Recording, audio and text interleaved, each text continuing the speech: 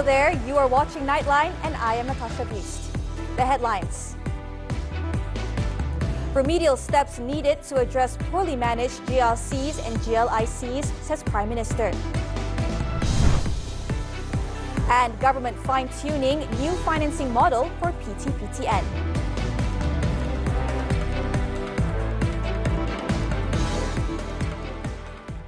Prime Minister Datuk Sri Anwar Ibrahim has called for more serious attention and remedial steps to address poorly managed government-linked companies, GLCs, and government-linked investment companies. The move is necessary to ensure such entities record profits. Anwar was answering questions from Paya Besar Member of Parliament Datuk Muhammad Shahar Abdullah in the Dewan Rakyat on Tuesday. The Prime Minister said GLCs and GLICs need to accept the fact they cannot be compared to the private sector. Both agencies have responsibilities and their performance should be evaluated. Syarikat-syarikat tidak mencatat keuntungan atau pengurusan yang lemah tidak harus mengambil anggapan bahawa mereka akan terus diberi bonus. Selama ini umpamanya saya lihat kadang-kadang 6 bulan, 8 bulan bonus dianggap sebagai satu perkara biasa. Ini sudah kita hentikan. Ya, sejak tahun lalu saya dah hentikan bahawa mereka harus juga ambil kira bahawa mereka dipilih untuk memenuhi satu tanggungjawab. Additionally, he said the government is committed to establishing a rationalization coordinating office for statutory bodies, including companies limited by guarantee, CLBG, to ensure there is no overlap in company functions and to prevent the misuse of funds within GLCs and GLICs. Earlier, he said the government fully backed the National Audit Department's audit of 2,000 GLCs starting next year. Meanwhile, Anwar said the government is steadfast in its principle that no politicians are allowed to hold positions in national financial institutions. The move is not to discriminate political groups, but is in line with the conditions set by Bank Negara Malaysia. Keduanya yang dilantik itu profesional. Apakah mereka itu pernah pegang jabatan politik, itu bukan soal. Siapa yang layak, kita tidak diskriminate orang politik atau bukan. Tetapi syarat itu dan keutamaan dan sebahagian besarnya adalah golongan profesional. Anwar was responding to a supplementary question from Pasir Gudang MP Hassan Abdul Karim, who suggested that only professionals should be appointed to GLC positions, excluding those with political backgrounds. The Prime Minister also emphasized that all appointments to key positions in GLCs will undergo a stringent vetting process. He also said that the primary concern is to ensure that the individuals selected have clean records and can withstand scrutiny. On another note, Anwar said the government's approach in eradicating hardcore poverty is done regardless of race. He stressed that assistance will be given to all citizens without discrimination. Anwar said although the majority of the poor are from the Malay and Bumiputra community, all the affected races, including the Chinese and the Indians, are also taken care of. Tidak benar sama sekali bila kita mesti tegak. Termasuk di Kelantan. Ada senarai kecil sekali. Salah saya di Kuala Kerai atau mana. 2-3 keluarga masyarakat India. Itu dimasukkan. Tidak benar kalau dikatakan hanya untuk Melayu. Tapi tentunya jumlah ini besar dan jumlah majoriti kepada masyarakat Melayu. Jadi saya harap dengan penjelasan ini jelas dan kalau ada kenyataan di sebaliknya, itu boleh maklum kepada saya. Kerana ini bertentangan dengan dasar kita. Siapa saja masuk golongan miskin tegak, asalkan dia warga negara, dia wajib dibantu tanpa diskriminasi. He said this in response to an additional question from Sungai Siput MP S. Kesavan during the Prime Minister's question time. Meanwhile, in reply to the initial question from Rantau Panjang MP Datuk Siti Zailah Muhammad Yusof, Anwar said as of Monday, hardcore poverty in 15,029 households, or 65.6%, have been resolved. A new financing model for the National Higher Education Fund Corporation, PT-PTN loans, is currently being fine-tuned. Deputy Higher Education Minister Datuk Mustafa Sakmut said on Tuesday that this new model aims to make financing more efficient and sustainable in the long term for the benefit of future borrowers.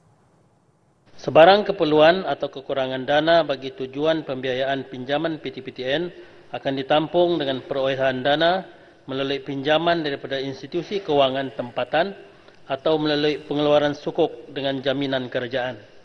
It was reported that 430,000 borrowers have failed to make repayments, with arrears amounting to 6 billion ringgit. Since June 2018, PTPTN has halted loan repayment enforcement and travel restrictions on defaulting borrowers. However, it periodically reminds borrowers about their arrears and their responsibility to make repayments. It also provides certain incentives to encourage borrowers to make repayments, such as structuring and scheduling repayments according to their respective abilities. Currently, the PTPTN loan financing model relies on repayment performance as the primary source of funds to assist future generations. The Plantation and Commodities Ministry on Tuesday proposed investing in new technologies and infrastructure to more efficiently convert waste from palm oil production into biomass energy. Its Minister, Datuk Sri Johari Abdul Ghani, said waste industry materials could be burned and turned into energy, adding that palm oil mills generate effluent that could be converted into energy through methane capture. 6 to 7 megawatt for every palm oil mill. So this palm oil mill, if we multiply that with 400, so that kind of size of 2,800 megawatt power generation can be made from all this. So jadi bila kita dapat dia, jadi we use less fossil fuel yang kita dapat daripada TNB. He said this at the Oils and Fat Conference, OFIC 2024, an event organized by the Malaysian Oil Scientists and Technologists Association in Kuala Lumpur. The country is also home to 446 palm oil mills, which could hypothetically generate up to 2,230 megawatts of electricity from renewable energy if each mill could produce up to 5 megawatts. A 2,000 megawatt power plant today would cost 8 billion ringgit to 9 billion ringgit.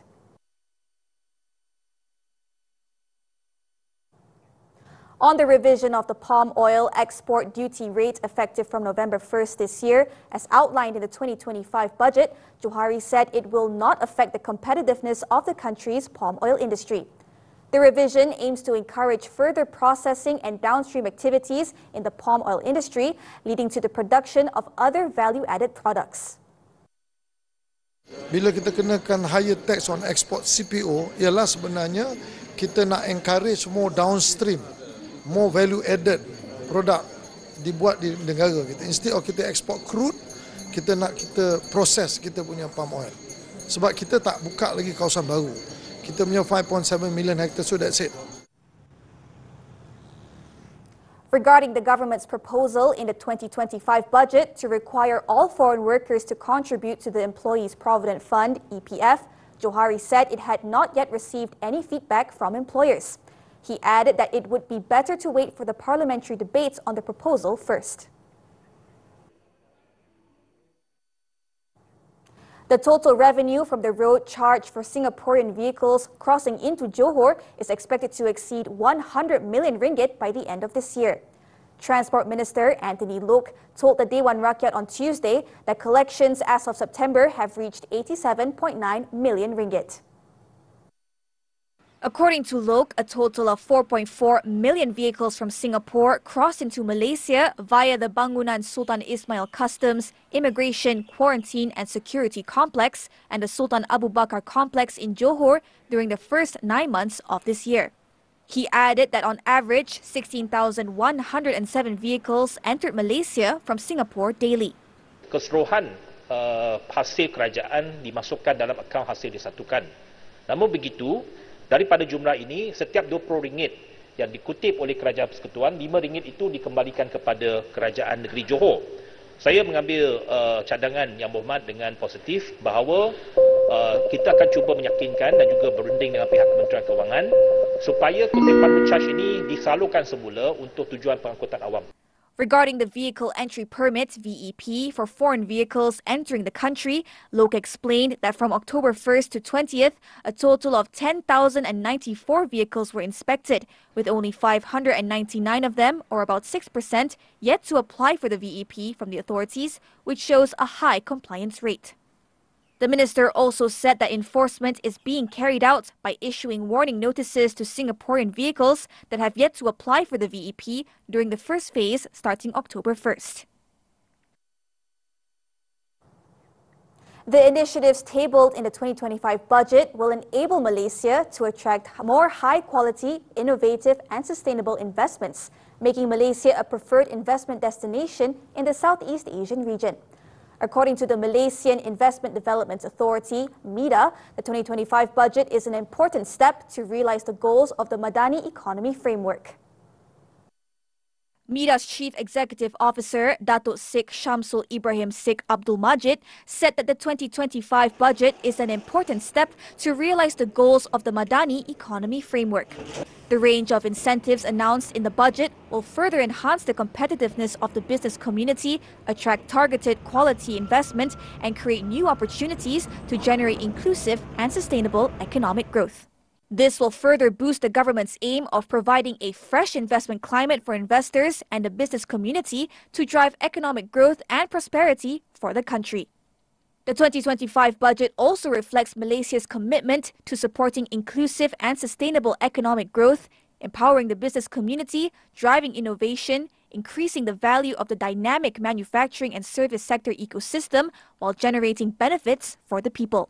Through the initiatives outlined, doubling will be doubled to strengthen the country's competitiveness at regional and international levels. The 2025 budget contained a series of support measures to help the business community and initiatives to stimulate a strong and robust national economy. Among the measures announced are the implementation of the global minimum tax, supply chain resilience measures, and a proposal to review the feasibility of the strategic investment tax credit. Global Equine Services and Business Holdings, GISPH, Chief Executive Officer, his wife and other company top brass will face charges for allegedly being part of an organized criminal group. Inspector General of Police Tan Sri Razaruddin Hussein on Tuesday confirmed that 22 individuals, including the CEO and his wife, will be charged in the Selayang Sessions Court on Wednesday. They face a sentence of up to 20 years in prison if convicted for the offence under the Penal Code. He added that those who will be charged include the son of the late Al-Arkam founder Ashari Muhammad, as well as other high-value targets who were arrested under Phase 1 and Phase 2 of Op Global. The 22 individuals are among 50 people currently being detained at the Kajang prison under the Security Offences Special Measures Act, also known as SOSMA.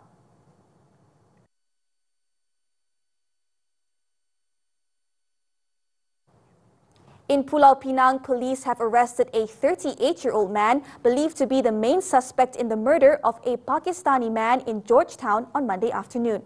State Police Chief Datuk Hamzah Ahmad said that the arrest of the main suspect, authorities managed to solve the case in less than 24 hours after the incident. In a statement, Hamzah said that the main suspect was detained during a raid at a house in Tanjung Tokong at 12:55 p.m. on Tuesday. 3 other men who are friends of the main suspect were also held to assist in the murder investigation. The raid followed the earlier arrest of a man and a woman at another house in the same area at noon, who then led police to the main suspect. It was reported that the Pakistani man died while seeking treatment at a clinic on Jalan Datuk Keramat on Monday. Initial investigations revealed that the 48-year-old victim was involved in a commotion with the main suspect when he was stabbed with a screwdriver at a shop in Pulau Tikus at about 4:55 p.m. Following the incident, police detained 7 men and a woman through separate operations in Jalan Burma between 11:30 p.m. and 11:45 p.m. on the same day. 3 of the 8 individuals have been remanded for 6 days, while the other 5 for 3 days to assist in the murder probe. In Perak, a special project officer and board member of a cooperative has been remanded for alleged abuse of power involving investment funds totaling 3.2 million ringgit. The 5-day remand order, starting Tuesday, was issued by Ipoh Magistrate Siti Hanum Muhammad Sah to facilitate the Malaysian Anti-Corruption Commission (MACC's) investigation into the case. According to an MACC source, the 46-year-old suspect was arrested at the Perak MACC office in Meru at about 2:30 p.m. on Monday. It was alleged that the suspect had used his position as a board member of a land development agency cooperative in the Perak Tengah district to order investment fund transfers of 700,000 ringgit and 2.5 million ringgit from the cooperative to the accounts of companies owned by his younger brother and wife respectively, without any projects being carried out. State MACC Director Dato Ahmad Sabri Mohamad, when contacted, confirmed that investigations are ongoing under the MACC Act.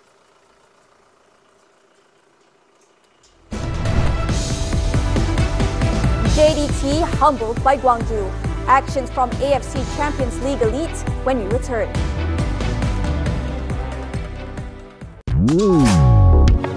MHI sepanjang minggu. Analisis belanjawan 2025, strategi memacu ekonomi rakyat dan negara. Nampak remeh tapi tidur yang cukup penting untuk tubuh kekal sihat. Kenali ikan pemusnah, ancaman kepada habitat dan ekosistem hidupan sungai. Saman malu atau fitnah, fahami undang-undang kes libel di mahkamah. Juga penstrukturan semula hutang peribadi dalam soal wang. MHI Isnin hingga Jumaat di TV3 dan ditonton. A woman's spirit is boundless. So grab your coffee cups and wear your sassiest smile. Because this season, we're louder than ever. We talk career, health, finance, relationships, and everything in between. Women's Talk is here to empower and inspire you. Join us on Women's Talk every Saturday, 5 p.m. only on TV3 and stream now on Thursday.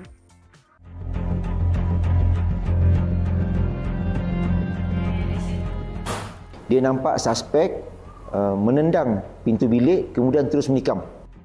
Gara-gara cemburu, seorang remaja berusia 17 tahun cedera parah ditikam bertubi-tubi serta disimbah asid oleh seorang lelaki. Saya sayang dia sampai akhir nyawa saya.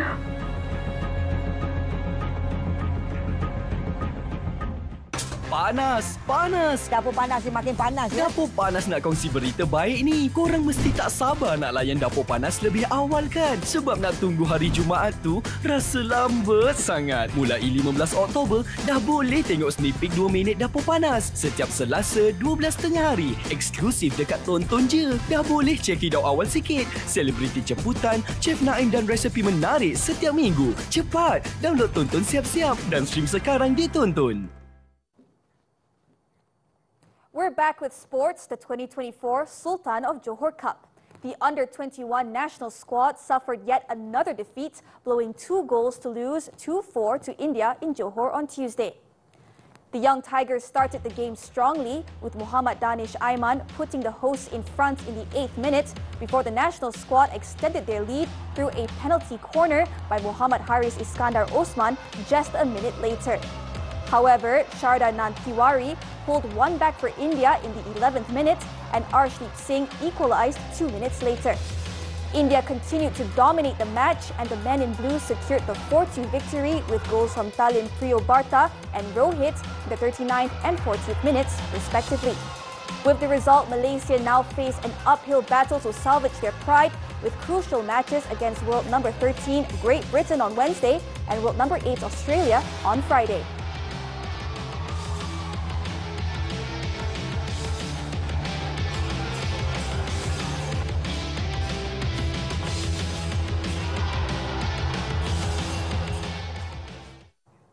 Football now, the 2024 AFC Champions League elite. Gwangju FC continued their dominance in the tournament by defeating Johor Darul Tazim JDT 3-1 at home in their Group A clash on Tuesday, securing their 3rd consecutive win. Both teams started brilliantly, but Gwangju were the first to find the net when Jasir Asani fired in a superb curler in the 3rd minute. The 29-year-old Albanian then scored his brace 3 minutes later, capitalizing on a mistake by JDT centre-back Muhammad Feroz Baharudin to make it 2-0 for the home side. Stunned, the Southern Tigers fought back and Feroz redeemed himself by pulling one back for the visitors in the 28th minute with a towering header. However, things worsened for JDT as the South Korean side added another goal 2 minutes from time, no thanks to an own goal by Park Jun-hong. The victory kept Gwangju at the top of the table with 9 points, 5 ahead of JDT.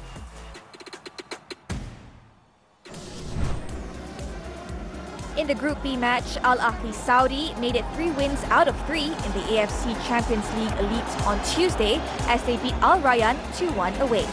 Gabriel Vega scored a corner in the 16th minute to put the visitors in front as Firas Al Burai Khan doubled their lead in the 38th minute after a magical pass from Riyad Mahrez. The home side upped their game in the second half and managed to reduce the deficit in the 65th minute thanks to an own goal by Al Ahly substitute Fad Al Hamad. The 2-1 scoreline remained until the final whistle, putting Matthias Jesler's side to second place with 9 points.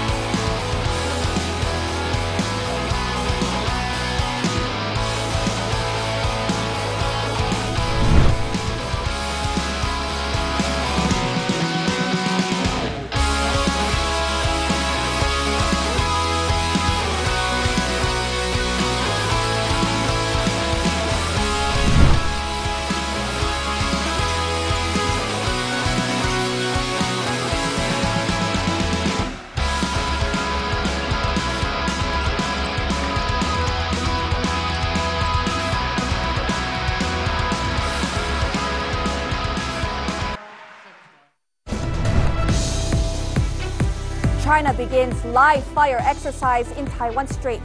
This and more from the foreign front when we return.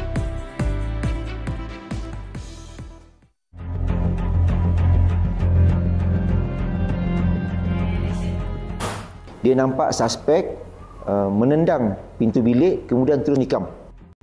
Gara-gara cemburu, seorang remaja berusia 17 tahun cedera parah ditikam bertubi-tubi serta disimbah asid oleh seorang lelaki. Saya sayang dia sampai akhir nyawa saya.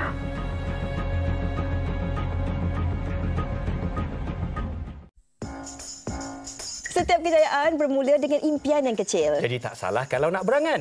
Lapar, tapi tak ada selera nak makan. Asam picit, kerabu kerang, sambal belacan, menu pembuka selera confirm tambah nasi. Manusia tak ada siapa yang sempurna, apatah lagi dalam kehidupan berumah tangga. Jadi jangan buka aib pasangan. Fashion menentukan identiti kita. Menarik tu, nantikan hari Khamis. Rezeki dalam rumah tangga. Datang dalam pelbagai cara. Semuanya di WSI TV3. Dan stream sekarang, ditonton. Wanita hari ini. Mungkin hadiah juga dari dia untuk saya. Berusaha jugalah kalau boleh nak rumah sendiri ya. Ribuan terima kasih bagi saya satu hadiah besar. Mak kita dah tunggu lama dah, rumah baru. Alhamdulillah benar. Marilah dianjur kasih ni dengan POTMB ni memang TikTok lah sini selesa sangat.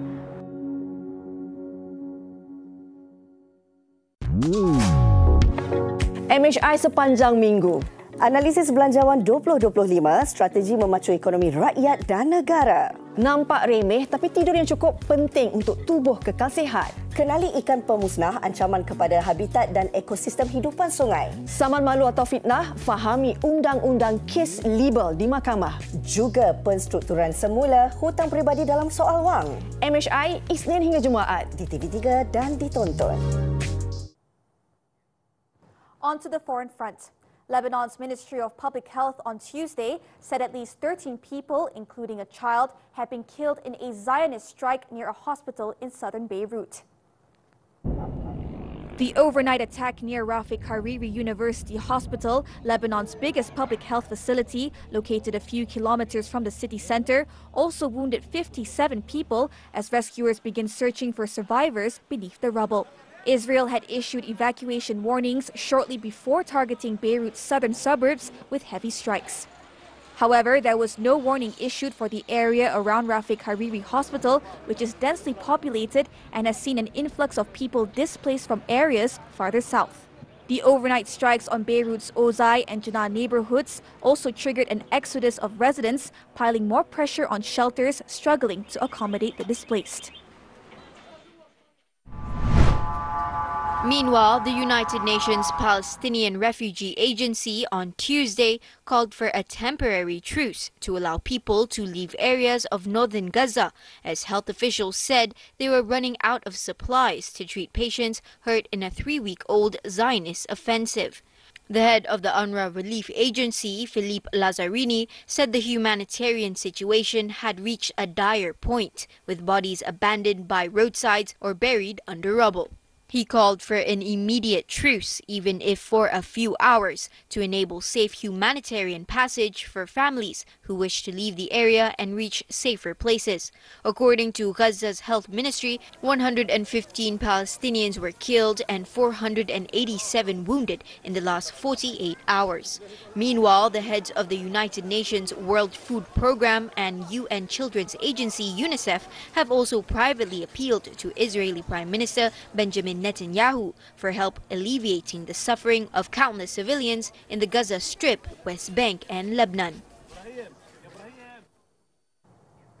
China's military began live fire exercises near Taiwan on Tuesday, maintaining pressure on the self-ruled island after staging large-scale drills and President Xi Jinping calling for troops to prepare for war.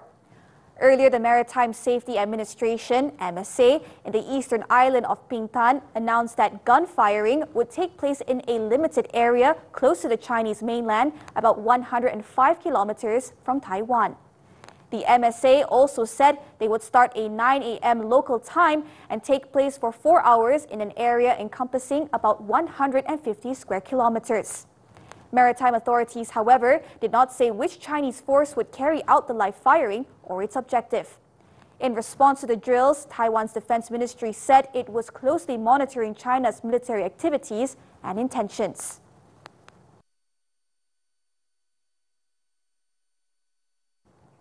Washington state authorities in the United States said at least 5 people were killed in a shooting at a home near Seattle and that a teenager was taken into custody. Several people called 911 at around 5 a.m. local time to report a shooting in Falls City. Arriving deputies immediately took one team into custody, while another teenager who had been hurt was taken to a hospital. Deputies then found the bodies of 5 people in the home, 2 of whom were adults and 3 were described as young teenagers. No names have been released yet. Meanwhile, the teen in custody was booked into a juvenile detention facility and will appear in court for a first hearing on Tuesday or Wednesday. It was not immediately clear if all those involved were members of the same family, and the sheriff's department said it was still looking to determine a motive for the violence.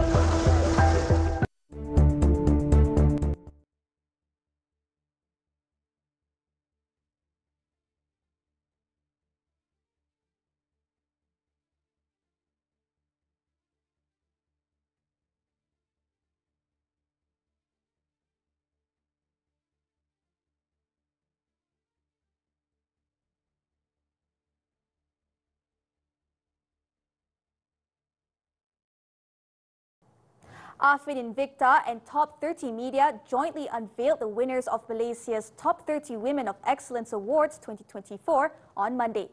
The event is one of the country's first prestigious occasions dedicated to honoring remarkable women. According to Affin Bank Berhad CEO and President Datuk Wan Razli Abdullah, the winners represented various fields and backgrounds, all of whom have made significant contribution in areas such as humanitarian efforts, arts, culture and entrepreneurship. So today I think we're very proud to present the top 30 women in Malaysia from different fields, different background, with outstanding achievements from humanitarian to arts and culture to entrepreneurship and leadership. He also hoped that the winners will blaze a trail for future generations of women to follow. Meanwhile, Top 30 Media founder and CEO Alvin Sinclair said that a panel of 8 judges assessed the portfolios of all 235 nominees to select the top 30 based on a set of established criteria for the evaluation process. And that's how we have evaluated, and then we have a panel of 8 different judges. So all the judges sat down and went through each and every portfolio of every single woman, right? And that's how we came down to the score of the top 30 women of Malaysia.